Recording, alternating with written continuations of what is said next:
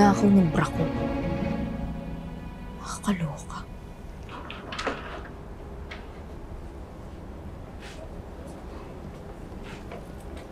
Mabutit nagkamalay ka na.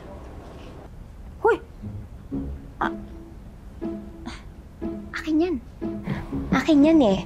Oo.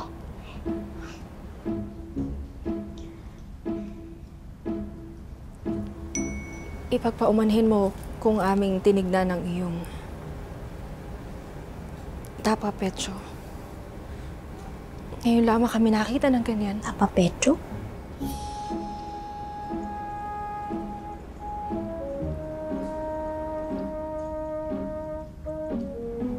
Wala pa bang bra sa panahon to?